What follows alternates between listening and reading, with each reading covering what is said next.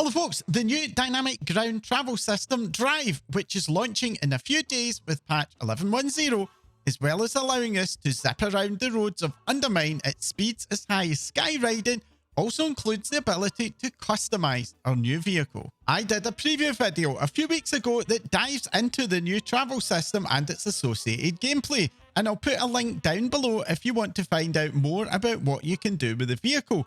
But at the time I recorded that video, we did not have a full handle on where we would be able to get the various customizations. These customizations include a mixture of cosmetic updates and power-based abilities that will significantly change how the vehicle handles and performs.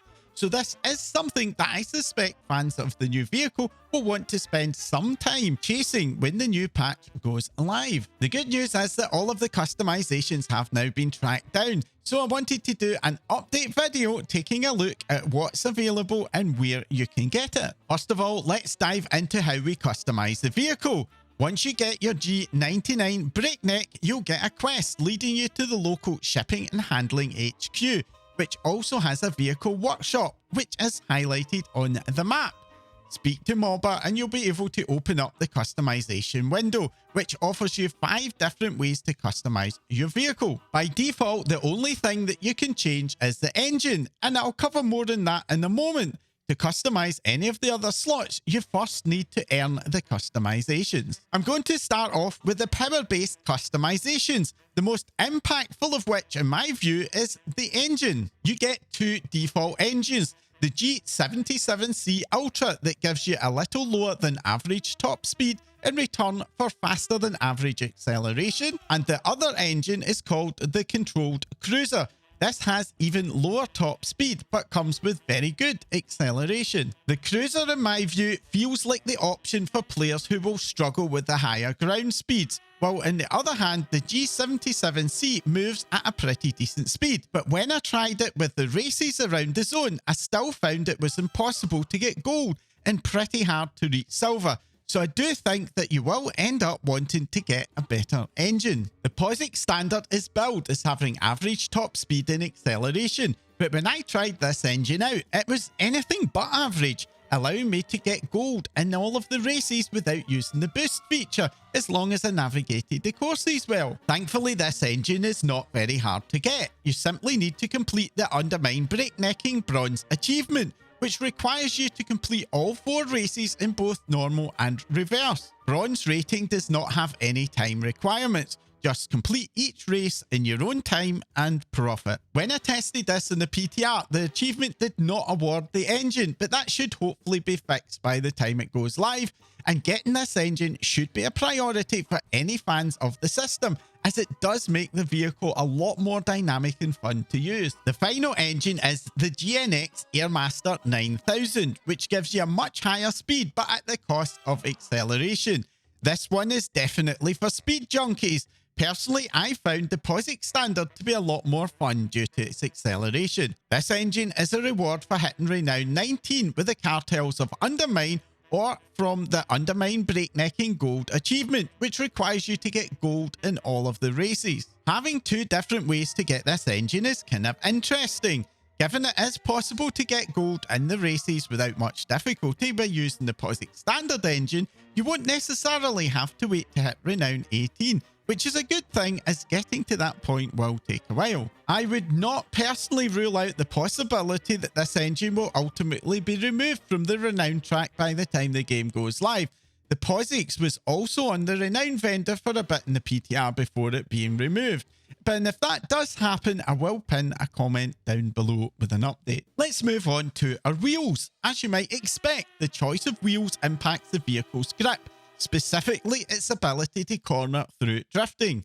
The default option, Tread Be Gone, is billed as given average grip and actually works pretty well. Using the drifting system to make sharp turns does take some practice, but once you get to grips with it, I found it a lot of fun. The 22H Slicks give increased grip during drifting, which does make cornering easier, but in my experience, this came with a bit of a loss of speed. This is going to be obtained from engineering.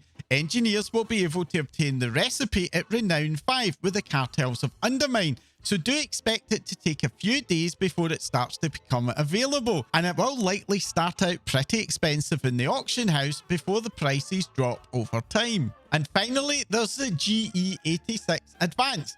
This gives decreased grip, making the car a little bit more of a handful, but at the same time allowing faster cornering.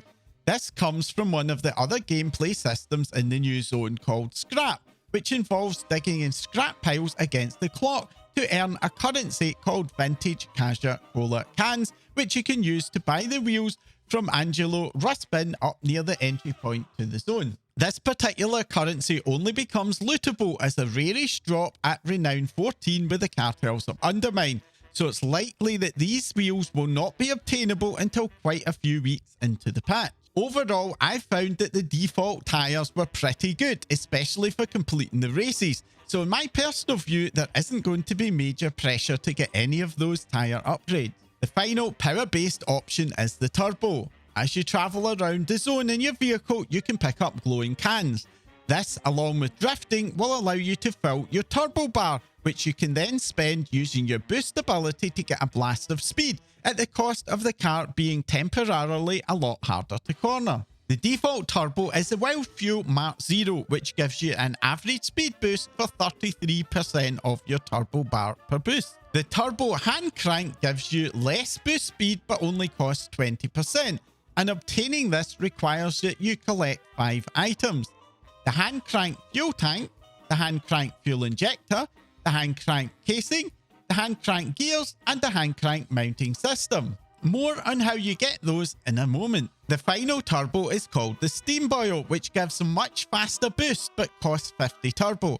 I suspect that this is going to be the turbo that you want to use, especially as opportunities to use the boost are, in my opinion, quite limited, and it's relatively easy to fill the bar up. The Steam Boil also requires you to collect 5 items: the Steam Boil fuel tank, the Steam Boil fuel injector, the Steam Boil casing, the Steam Boil gears, and yes, the Steam Boil mounting system. The items for both of these turbos drop from rares, and during my testing in the PTR, I found that I could reliably get one random turbo part the first time I killed each rare in the zone each day. Unfortunately, these drops did include duplicates, so expect to need to defeat more than 10 rares in order to complete your collection. I did notice, however, that once I completed one of the turbos, only the parts for the other turbo would drop, so that should help to limit the effects of the RNG a little. These turbo parts weren't soulbound on the PTR, which meant they could be listed on the auction house, and that may well turn out to be a decent alternative source, as well as a way of making a good little bit of gold at the start of the new patch. And that's all of the power customizations, so let's get on to looking at the cosmetic changes. The most interesting cosmetic customization is, of course, the vehicle's colour. We start out with the default colour, which is a bit of a browny shade. All of the other colours are obtained from the Cartel Renown system. As well as the main cartels of Undermine, we get the opportunity to ally with a specific cartel each week, earning additional reputation for that particular cartel, very similar to the Ash Kahet pack system. To earn a particular colour, you need to reach Exalted with your chosen cartel, when you'll then be able to buy the colour for 1,350 resonant crystals. The red colour comes from Bilgewater, green from Steam Weedle, blue from Blackwater, which is an interesting choice, and yellow from the Venture Company. By default, the vehicle comes with a horn that makes a beeping sound, but each of the other 4 cartels also offers their own horn sound at honoured reputation for 975 resonant crystals. The old and the slow comes from the Bilgewater, Maniacal Melodies from Steamwater, the buzzer from Blackwater, and the whole brass band from the Venture Company. As a bit of an Alliance fan, I'll personally be taking the blue colour when I can get it. But for the horn, surprisingly, I actually kinda like the Bilgewater one the best. But what about all of you? What customizations do you fancy?